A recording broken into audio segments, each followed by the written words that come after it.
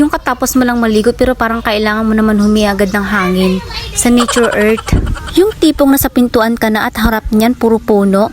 Di parang wala man lang umiihip na hangin. Kinuha ko na nga sa kabilang exit ang aking chinelas dahil naghahanap ako ng masisilungan ko yung may masasagap ako na hangin. Sinuot ko na nga ang aking chinelas at nakailang hakbang pa ako Kaso allergic nga pala ako sa init. Yung tipong hindi naman kaganda ng aking mga kutis pero takot ako sa araw. Yung totoo guys, ilang araw na at ilang linggo na rin tayo nagtitiis sa init. Talagang parang nakakatruma. Bumalik na nga lang ako sa aking pwesto at nagupo na lang at nagantay na lang may hangin na masasagap.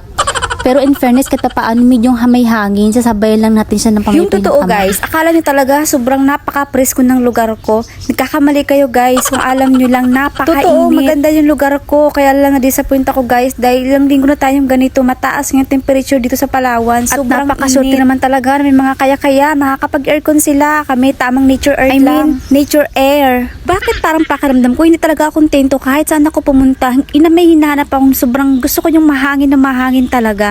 Nag-isip-isip ako niya, naghanap pa ako guys. Nag-iisip akong tatawid talaga ako sa init. Naisipan ko na nga lang bumalik sa kabilang exit. Yung aakyat ako sa second floor ng aking bahay. Diyos ko, mabait naman ako. Kahit parang sinusunog na ako. Bubuksan ko nga yung aking ceiling fan kung talagang medyo may hangin. May hangin nga, kaso parang apoy. Naisipan ko na nga alam patay ng aking ceiling fan dahil bukod pa sa apoy na nilalabas baka dumagdag pa yung bill ko. Sinaksa ko rin yung ceiling fan dito sa labas sa aking kainan. Takti. Ganun so, din. Wala ka na talaga mapwistuhan kahit saan na lang dito matindi na ang init. Kung mayaman na ako, gusto ko na mag-lodge, gusto ko mag-ano sa hotel at doon ako magpapalamig pa per aircon. Kaso, anak lang ako ng mahirap.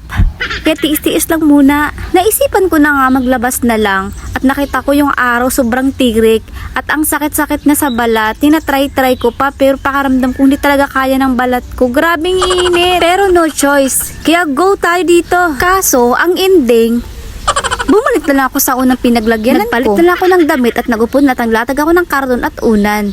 Siyempre, para mas presko. Kaya dito na lang ako matutulog at magpapahinga at mag-aantay na ng hangin kung kailan darating. Yung tipong may hangin naman, kaso may kasamang init, yung singaw ng lupa. Grabing init. Ayun, magpapahinga na lang ako dito at dito na lang ako magmumuni-muni.